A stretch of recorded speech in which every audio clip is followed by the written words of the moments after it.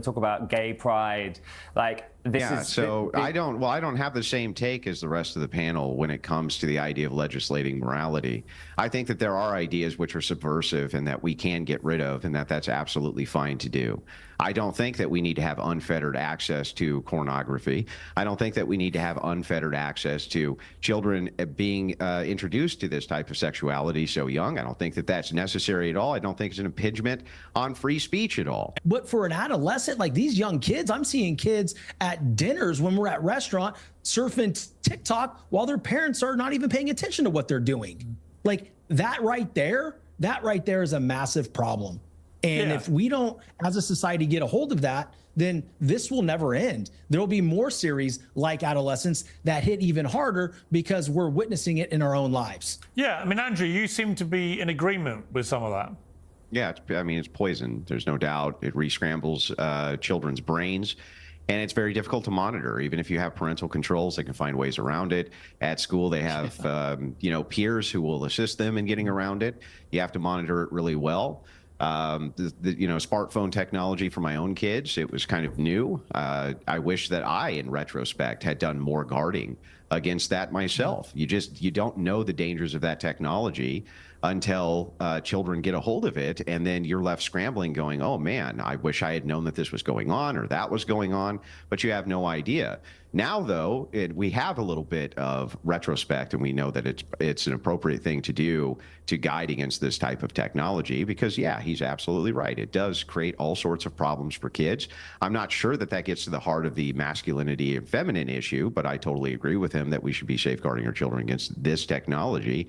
It does seem to be very bad for them. And James, there is pretty well unfettered pornography on the internet available to young men and women, obviously, but men are watching a lot of often quite violent, degrading sexual scenes in these porn clips they're seeing online. None of that can help in the way an impressionable young male mind goes about trying to forge a real relationship with an actual woman. Well, I think it's important not to say young male mind. It's any person's mind, right? Like, I don't think we should victimize men.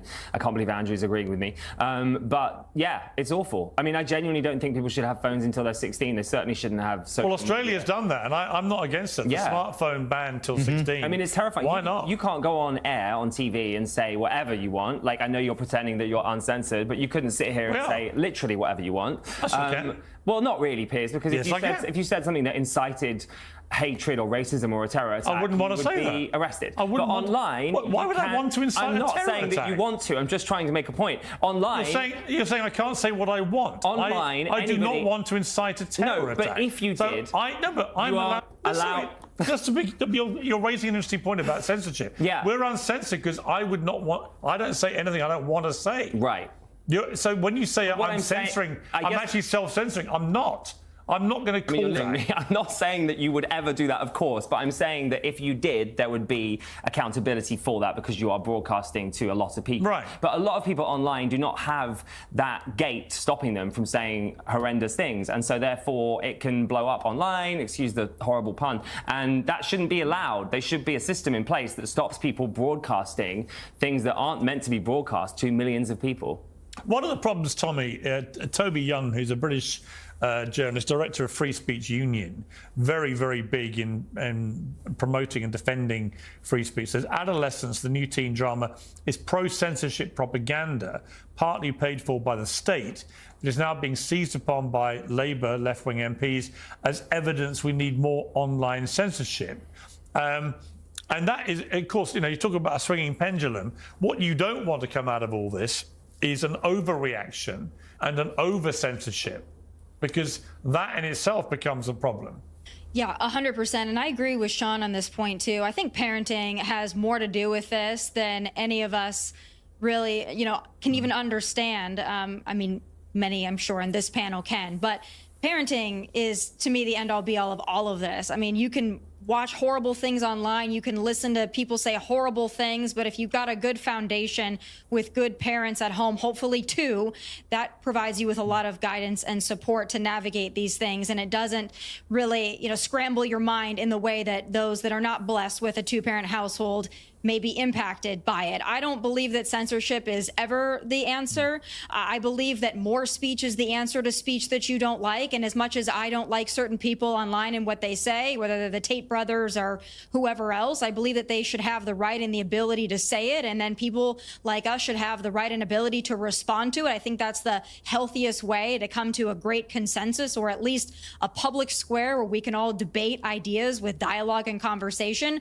But I don't think that censorship is ever the answer. And I think that, our leaders in America have done a great job of emphasizing that, especially to the European countries who believe censorship is the way to cleanse or the way to legislate morality. I just don't think that's the way to do it. Reaction certainly in the UK for a long time now, many years, has been to censor and to ban and prohibit and so on. And I think people are beginning to wake up to the downside of that, is that once you chip away at things like freedom of speech, freedom of expression, you're heading down a pretty slippery road, which can be dictated by your government, and then that's not a place. It's interesting though, isn't it? I mean, I just want to make a side point, and I don't need to get into it, but like, your government are banning books, so they are literally talking about free speech whilst also banning free speech in it that they don't agree with. So what you're saying is nice, and I agree with you in principle, but that's not literally what is happening. It's not the same as banning books. You talked about freedom of speech, right? And everyone coming together and having a discussion about it. Oh my God! But that's not what's happening. Yeah, but putting we're talking graphic about in the gay home, porn not in into school. children's libraries is a little different. I mean, no one should be putting porn into a children's library. I think we all agree on that. Then why are you complaining What's the that that's issue? being Because that's not banned? what I'm discussing. I'm discussing books that talk about diversity, equality, that talk about Black Lives Matter, that talk about gay pride. Like, this is... So I don't have the same take as the rest of the panel when it comes to the idea of legislating morality. I think that there are ideas which are subversive and that we can get rid of, and that's absolutely fine to do.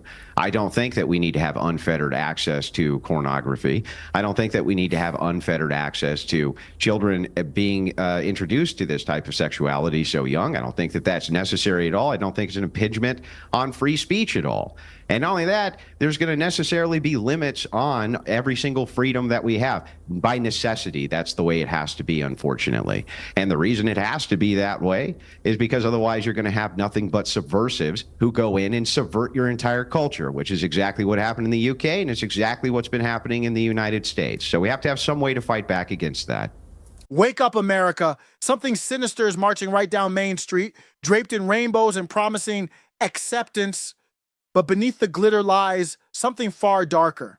Now, before the woke mob starts hyperventilating about bigotry, let's clear something up. Adults can celebrate however they want behind closed doors, knock yourselves out.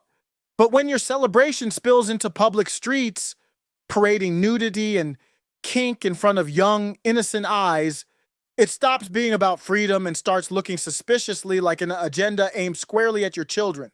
Recently, Piers Morgan, a voice who's hardly an extremist, hosted a panel discussion that exposed how twisted things have gotten.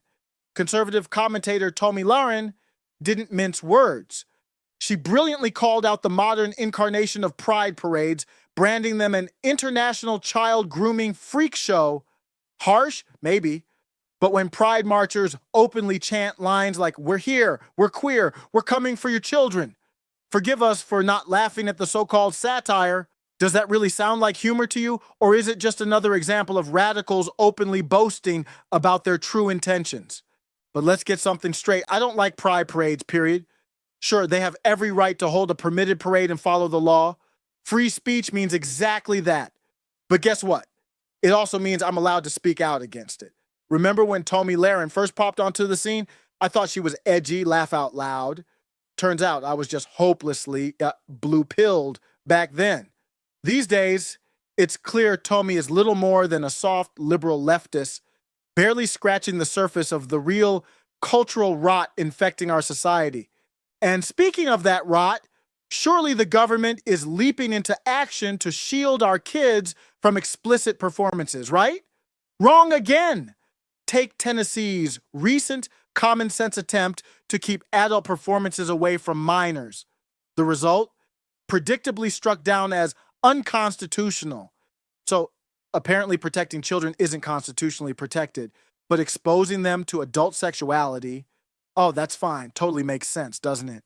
Now let's talk about that glowing rectangle you hand your kids every day, the smartphone. Sean French, another guest on Morgan's panel, highlighted the harsh reality. Kids endlessly scrolling TikTok while parents blissfully look away.